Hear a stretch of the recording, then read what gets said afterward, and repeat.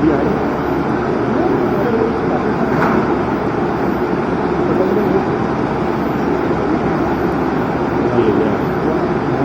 Sir उन्हें थोड़ा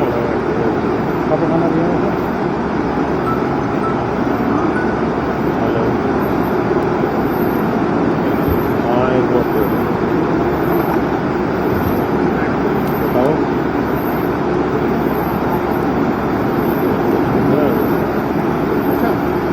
नहीं मैं तो अभी खेल तेरे वीडियो में मैं आया तो नहीं आना चाहिए अभी तो ऑन किया मैंने अभी लाइव डिटेल आई है एड्रेस और डिटेल मेरे के पास आया उसको अभी दे नहीं वाले तो शायद मेरे पास नहीं तो वो इसके साथ साथ चलाना चाहते थे तो मुश्किल लगे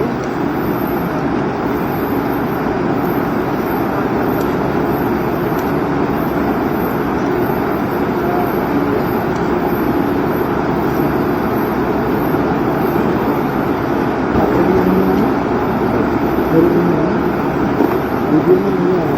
आज उधर गया था नहीं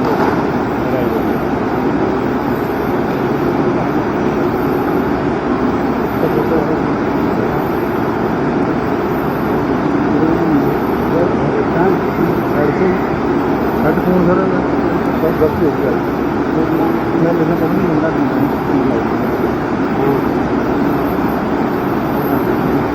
हाँ चलो हाँ मेरा अपना जो लाइए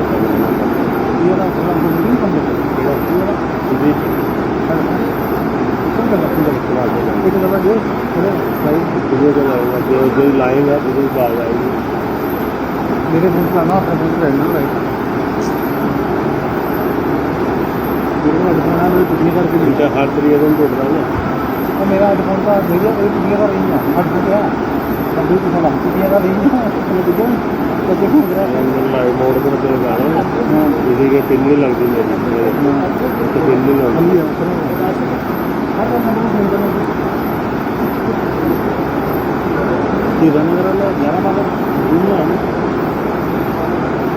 लोन उधर ये सब लाने ही लोन तो था ना रियासी 10 से 11 की शाम 10-11 की शाम ना 10-11 नहीं 11 फिर उसके बाद डोडा भी आया डोडा हाँ डोडा 2 हो गए ना एनकाउंटर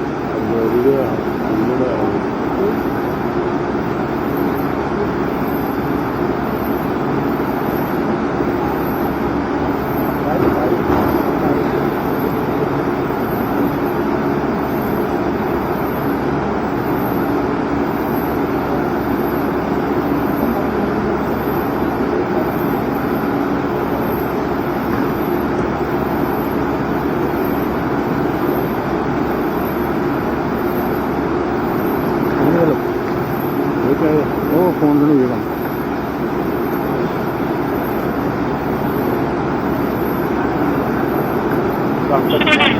8 जवान हो गए थे डोडा तीसरा एनकाउंटर में हमने कल देखा किस तरह से वहाँ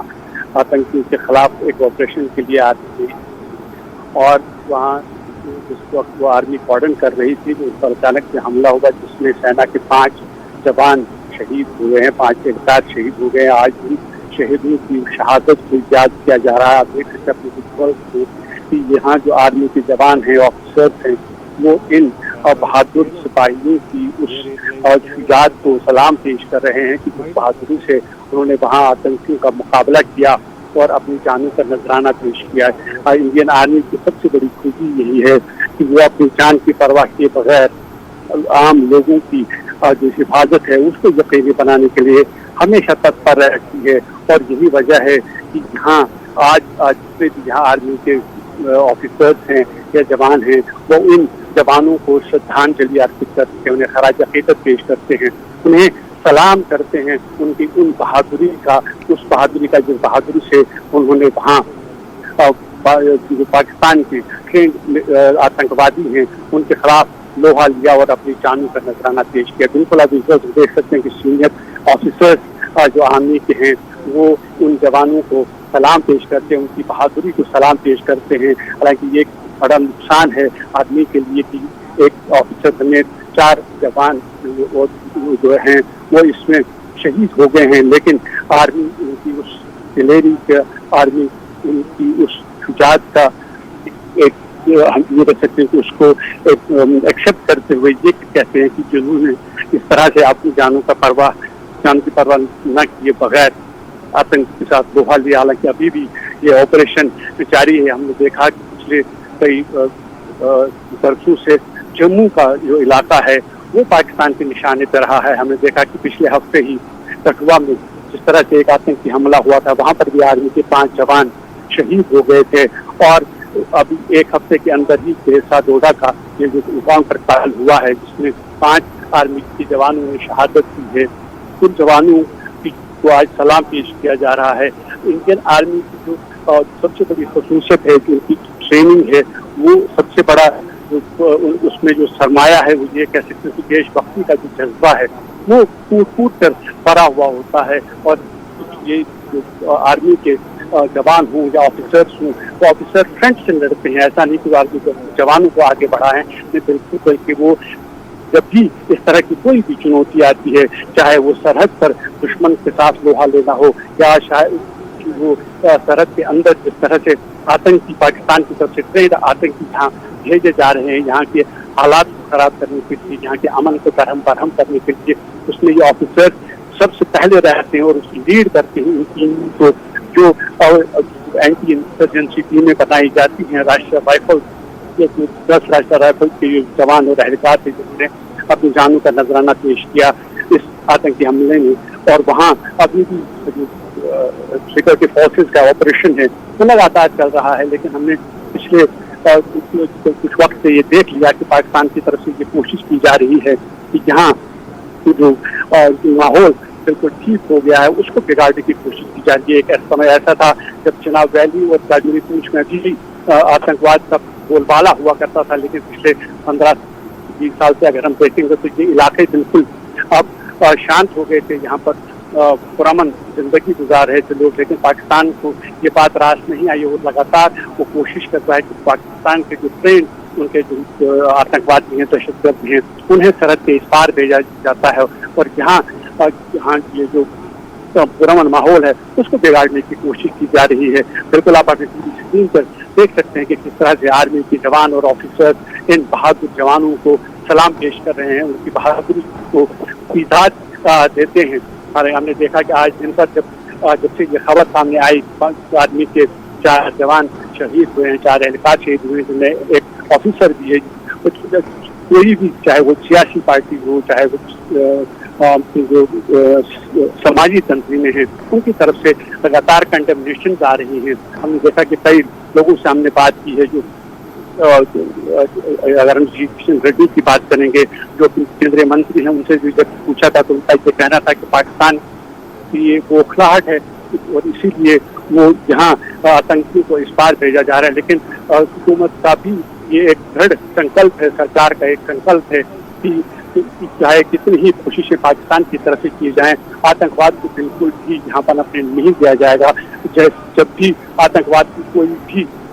हरकत होती तो उसको सख्ती से दबाया जाएगा और यही मिसाल है कायम की है इन बहादुर जवानों ने, इन 4 बहादुर जवानों और एक ऑफिसर ने। जिस तरह से वहाँ आतंकी की जो मूवमेंट थी, जब उन्हें ये पता चला कि आतंकी इस एरिया में मूवमेंट कर रहे हैं, इस अंदेशे के पेश नज़र की वो सिविल आबादी को टारगेट बना सकते हैं, वो आम लोगों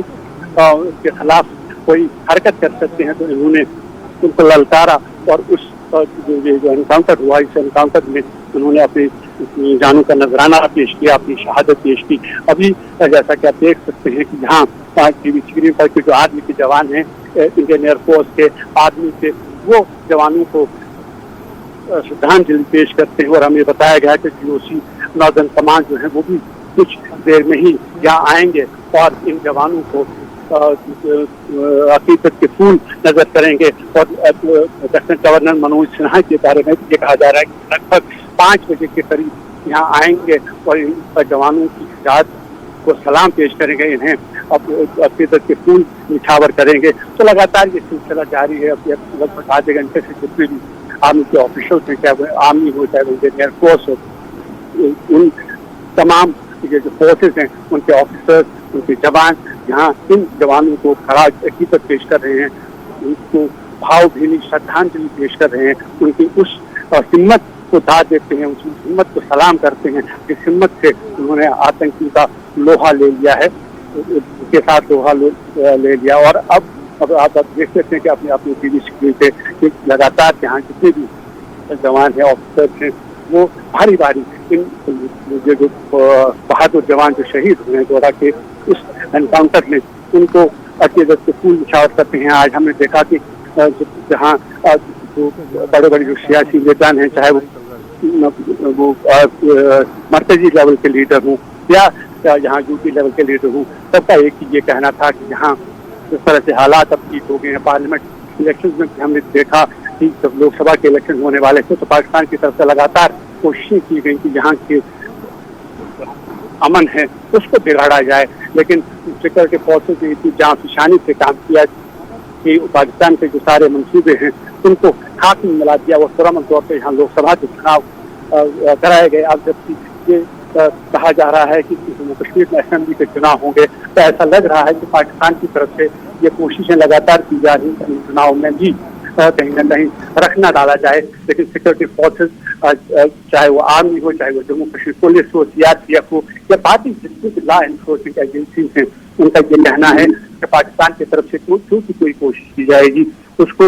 वक्त रहते ही विफल किया जाएगा। हालांकि ये ऐसी जंग है जो कि दर पर सवार है। जी तो मनोज ये जाहिर सी बात है कि जवानों की शहादत हुई है और आज पूरा देश जो है वो सदमे में है, गम में है और लोगों में एक गुस्सा भी है। इस तरह के लगातार अटैक्स बढ़ते जा रहे हैं और हमारे जवानों की शहादत होती जा रही है। मनोज, पिछले 78 दिनों में, जिस तरह से मैं देख पा रहा था, 78 दिनों में इस तरह के 11 हमले हुए हैं और कई जवान शहीद हुए हैं, कई घायल हुए हैं, कई जवान ऐसे हैं जो अभी भी अस्पतालों में एक तरह से हैं। जी हाँ, बिल्कुल हो रहा है। आप देखें कि जैसे मैं पहले जिक्र कर रहा था कि पाकिस्तान की तरफ से लगातार ये कोशिश की जा रही है कि जम्मू का इलाका है यहाँ पर गड़बड़ी पैदा की जाए। हमने देखा कि कश्मीर वादी के अंदर जिस तरह से सिक्योरिटी फोर्सेज ने मिलिटेंसी के खिलाफ एक जबरदस्त मुहिम चलाई, एक जबरदस्त कार्रवाई के चलते वहाँ आला कमांडर जो थे अलग अलग तंजीमों के, उनको ढेर कर दिया गया। और जो मिलिटेंट रैंक्स हैं वहाँ अगर हम बात करेंगे तो उनकी जो तादाद है मिलिटेंसी की, वो सब कम हो चुकी थी। और उसके साथ ही अब पाकिस्तान को ऐसा लगने लगा है कि अगर कश्मीर में इस तरह के हालात अब हुए हैं तो कोशिश की जाए कि जम्मू का जो क्षेत्र है, जम्मू का जो इलाका है, यहाँ पर गड़बड़ी फैलाने की कोशिश की जाए। क्योंकि जैसा कि मैंने पहले जिक्र किया कि जम्मू एक ऐसा इलाका है कि चाहे आप राजौरी पूंछ की अगर बात करेंगे या चिनाब वैली की बात करेंगे जिसमें डोडा, भदरवा, किश्तवाड़ का इलाका आता है। हम देखा था कि पहले जब 1990 में जब मिलिटेंसी शुरू हुई थी कश्मीर वादी के अंदर, तो उसके कुछ बाद ही इन इलाकों में भी आतंकी की सरगर्मियां हैं वो बढ़ गई थी। लेकिन 8-10 साल के बाद पूरी तरह से कंट्रोल में किया गया था। और पिछले 3-4 साल पहले की अगर हम बात करेंगे तो वरेरा की ये जो पूरा इलाका है, चाहे वो ये पंचाल का इलाका हो जिसमें राजौरी पूंछ का इलाका आता है, या कठुआ का इलाका हो, भन्नी का इलाका हो, या फिर जो चिनाब वैली का इलाका है, वहाँ पर भी बहुत कम जो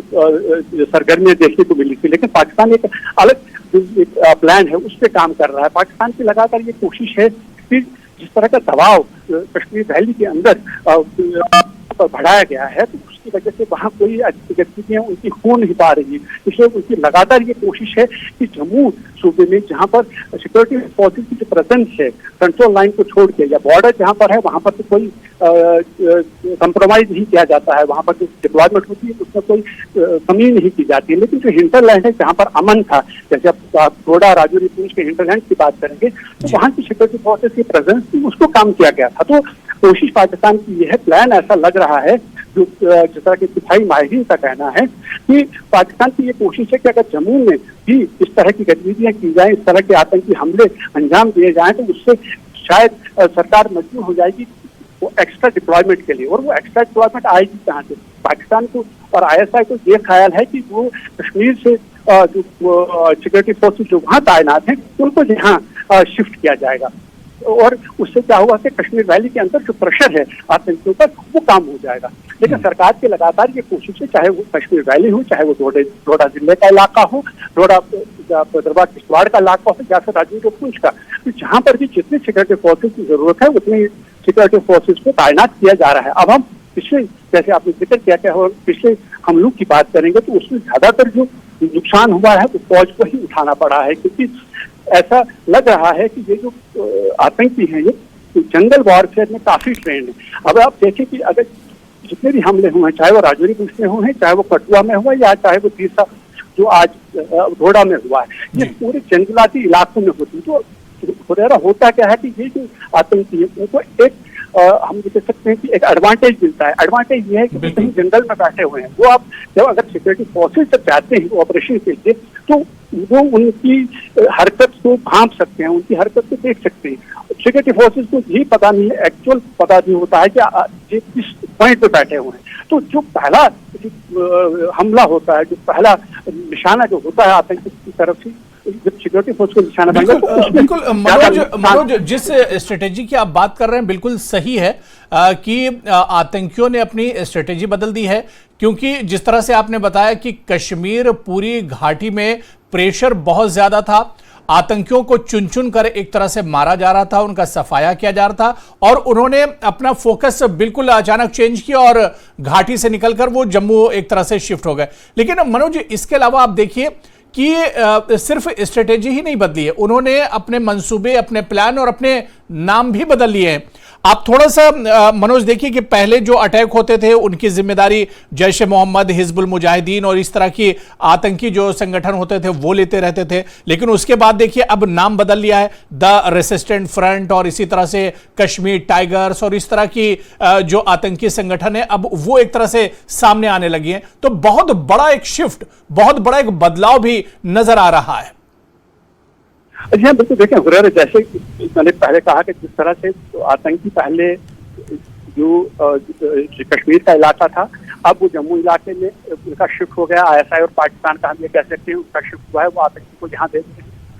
और वही दूसरी तरफ जैसा कि आपने ये कहा कि हिजबुल मुजाहिदीन हो, लश्कर तैयबा हो, जैश ए मोहम्मद हो, इस तरह के आतंकी संगठन पहले क्लेम करते थे, लेकिन उसके बाद क्या हुआ कि एक इंटरनेशनल जो प्रेशर है, इंटरनेशनल प्रेशर आ गया पाकिस्तान पर भी और इन आउटफिट्स पर भी। उसे ये कहा गया कि इनको बैन किया जाए, चाहे लश्कर हो, चाहे हिजबुल मुजाहिदीन हो, चाहे जैश ए मोहम्मद हो। इंटरनेशनल लेवल पर जब प्रेशर आ गया पाकिस्तान को, ये कहा गया कि इस तरह की तंजीमें अगर वहाँ से ऑपरेट करती हैं तो उनको आपको बैन करना चाहिए। तो उसके चलते उन्होंने ये शिफ्ट किया है कि अब उसको आप कश्मीर टाइगर्स का नाम दें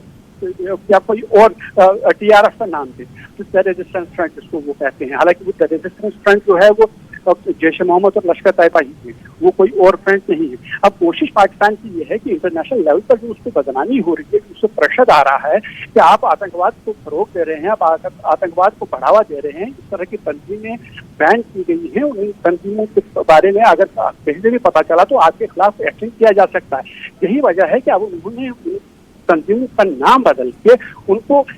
कश्मीर टाइगर्स और इस तरह के नाम देने लगे हैं, ताकि वो ये जताने की कोशिश करें कि ये पाकिस्तान इससे दूर है, पाकिस्तान इसकी मदद नहीं कर रहा है, ये पाकिस्तानी नहीं है, बल्कि ये कश्मीर के ही कुछ लोग हैं जो ऐसा कर रहे हैं। लेकिन बार बार हमने देखा है कि पाकिस्तान का नाम इसमें आ रहा है, क्योंकि कल अगर हम कुपवाड़ा की बात करेंगे, केरल में जब जो 2 दिन पहले जिस तरह से इंफ्रास्ट्रक्चर बिड वहाँ पर फॉइल की गई, जिसमें 3 आतंकी मारे गए, वो तीनों पाकिस्तानी नेशनल थे। तो पाकिस्तान की कोशिश है कि किसी न किसी तरीके से अपने आप को बचाए, किसी न किसी तरीके से कोशिश करे कि भाई मैं जम्मू कश्मीर में किसी तरह का आतंकवाद नहीं फैला रहा हूँ, ना ही मेरी सरजमीन पे इस तरह के ग्रुप्स एक्टिव हैं। लेकिन बार बार पाकिस्तान एक्सपोज हो रहा है, वहाँ की जो हथियार, गोली बारूद और बाकी चीज जो साजो सामान जो मिलता है, उससे साफ ये जाहिर होता है कि पाकिस्तान दहशतगर्दी को जहाँ भेज रहा है। अगर वहाँ के नेशनल है तो उसका साफ मतलब है कि पाकिस्तान यहाँ दहशतगर्दी को हवा दे रहा है। तो कोशिश पाकिस्तान तो कर रहा है, लेकिन उसकी कोशिश उतनी कामयाब नहीं हो पा रही है। तो कोशिश ये कर रहा है कि वो लोगों को बताए, जो दुनिया को बताए कि मेरा इसमें कोई हाथ नहीं है, ये सब जम्मू कश्मीर में ही कुछ लोग हैं जो कि इस तरह का काम कर रहे हैं, उसके वो अपने रीजन बताता है। लेकिन ये जो स्ट्रैटेजी है, जैसे आपने कहा, ये बिल्कुल उसी स्ट्रैटेजी का हिस्सा है कि जहां वो कश्मीर से जम्मू शिफ्ट करें, जम्मू डिवीजन को निशाना बनाने की कोशिश कर रहे हैं, वही वो ये भी कोशिश कर रहे हैं कि वो अपने आप को बचाएं। अलग अलग नाम, जो मुजाहिदीन हो या फिर जैश मोहम्मद हो या फिर लश्कर तैयबा हो, इस तरह के जो आउटफिट्स हैं उनका नाम ना लेके पाकिस्तान ये जताने की कोशिश कर रहा है कि उसमें दहशतगर्दी फैलाने में कोई हाथ नहीं है, जबकि ये बार बार साबित हो चुका है ये सब जो कुछ हो रहा है वो पाकिस्तान की सीमा पर हो रहा है, पाकिस्तान ही ये कर रहा है। वहीं से उन्हें ट्रेनिंग दी जाती है, वहाँ के नेशनल्स को ट्रेनिंग दी जाती है, वहाँ के जो बाशिंदे हैं उन्हें ट्रेन करके सरहद के इस पार भेजा जा रहा है। वो जंगल वॉरफेयर में काफी ट्रेन करके उन्हें यहाँ भेज दिया जाता है। कि जैसे पहले बात कर रहा था, अगर हम राजौरी पूंछ की बात करेंगे, कठुआ की बात करें, तो उसमें साफ ये दिखाई दे रहा है कि ये आतंकी ये वारदातें अंजाम दे रहे हैं, जंगल वॉरफेयर। मनोज एक सवाल ये भी उठता है कि ठीक है, कश्मीर घाटी से आतंकवाद जो संगठन है उन्होंने अपने आप को एक तरह से शिफ्ट किया जम्मू रीजन में, लेकिन जम्मू रीजन में इतने ताबड़तोड़ अचानक मतलब इस तरह से अटैक होना, अब जम्मू में हम बात करें चाहे कठुआ हो, उधमपुर हो, रियासी हो, राजौरी हो, पुंछ हो या फिर डोडा हो, इन कोई जगह भी एक तरह से आतंकी हमलों से अछूती नहीं है। अब सवाल ये उठता है कि क्या ये कहीं पर लैप्सेस हैं या अनदेखी है, या आखिर इतने आसानी से कैसे टारगेट कर ले रहे हैं? नहीं देखिए उपरेरा, आप यहाँ पर देखना पड़ेगा, जब जहां पर भी अगर आप ये रिसेंटली जो हमले हुए हैं जम्मू डिवीजन में, उसमें मैक्सिमम हमले जो हैं वो जंगलाती इलाकों में हुए, वो उन एरियाज में हुए जो डेंस फॉरेस्ट। तो डेंस फॉरेस्ट में, जैसे मैंने पहले कहा कि जब ये जंगल में बैठे होते हैं और उसके बाद अगर जब भी सिक्योरिटी फोर्सेस कोई ऑपरेशन लॉन्च करते हैं ताकि ये पता लगाया जाए कि आखिर वो कहाँ पर मौजूद हैं, तो ये अचानक से हमला कर देते हैं, जिसकी वजह से ये नुकसान आर्मी को उठाना पड़ रहा है। हमने देखा चाहे कठुआ हो, चाहे राजौरी हो, चाहे आप डोडा की बात करें। लेकिन अगर मैं आपको ये बताऊंगा कि अभी कुछ दिन पहले जब सांबा में एक अटैक हुआ था, उसमें 2 जो आतंकी थे वो शहर की तरफ आए थे, यानी मकामी आबादी की तरफ आए थे, और उनको तुरंत जो आर्मी है उन्होंने उनको ढेर कर दिया। उसमें 2 या 3 घंटे में एनकाउंटर खत्म हो गया। हाँ, ये जरूर है कि जो इंटेलिजेंस एजेंसीज हैं उनके लिए एक बहुत बड़ा चैलेंज पैदा कर रहे हैं कि अगर जंगल के इलाके में ही जहाँ आर्मी की मूवमेंट होती है, जहाँ पर आर्मी ऑपरेशन करती है, कई बार पेट्रोलिंग करती है, इस गरज से कि जो मकामी आबादी है उसको तहफ़्फ़ुज़ फराहम किया जाए, तो अगर उस एरिया में कहीं पर आतंकी की मूवमेंट है तो उसको ट्रैक करना, उसको ट्रेस करना, वो एक चैलेंज जरूर है। क्योंकि ये भी कहा जा रहा है कि जिस तरह से इस तरह के जो हमले हो रहे हैं उसमें जो आर्मी इंटेलिजेंस है उसको जरूरी एक ध्यान देना पड़ेगा। आप देखें कि जो मरकजी वजीर हैं जी किशन रेड्डी, वो यहाँ आए हुए हैं और अभी यहाँ जो शहीद जो आर्मी के 4 जवान हैं जिसमें एक ऑफिसर भी शामिल हैं, उनको वो श्रद्धांजलि पेश कर रहे हैं। उनको वहाँ पर जो अकीदत के फूल हैं उन्होंने नजर किए, और ये सब शहीद जो ये बड़ी जो ताकत है हमारे इस जमहूरियत की, वो ये है कि चाहे वो सिविलियन हो, चाहे वो आर्मी हो, चाहे वो कोई भी गाइड फोर्स से हो, जब भी कहीं पर कोई भी जवान या ऑफिसर शहीद हो जाता है तो उसकी बहादुरी को सलाम पेश किया जा रहा है। मरकजी वजीर जी किशन रेड्डी ने भी अभी यहाँ इन शहीदों को खराज अकीदत अदा किया है। जी बिल्कुल मनोज, एक एक करके हम देख रहे हैं कि हमारे जो जवान शहीद हुए उन्हें श्रद्धांजलि दी जा रही है, उन्हें खराज अकीदत पेश किया जा रहा है। इस प्रोसेस के बाद, इस रस्म के बाद आगे फिर क्या जो शहीद हुए हैं इनके अपने जो नेटिव प्लेसेस हैं, इनके जो अपने जहाँ के रहने वाले थे वहाँ पर एक तरह से इन्हें रवाना किया जाएगा? अभी जैसे हमने पहले दिखाया अपने नाज़रीन को, जहाँ पहले आर्मी के जो ऑफिसर्स थे वो आए और उन्होंने जहाँ इन जवानों को खराज अकीदत पेश किया, उसके बाद रविंदर रैना जो बीजेपी के सदर हैं उन्होंने भी अपना यहाँ पर अकीदत का नजराना पेश किया, और जी किशन रेड्डी हैं। और अभी जैसा कि हमें बताया गया और हमने पहले भी बताया है कि जनरल ऑफिसर कमांडिंग कमांड वो भी यहाँ आएंगे और लेफ्टिनेंट गवर्नर मनोज सिन्हा भी यहाँ पहुँचने वाले हैं, तो जिन्हें खराज अकीदत पेश करेंगे। उसके बाद जो ये है कि ये जवान जहाँ ये 4 जवान उनको उनके जो पैतृ गाँव है वहाँ भेजा जाता है, और जहाँ उनके आर्मी जो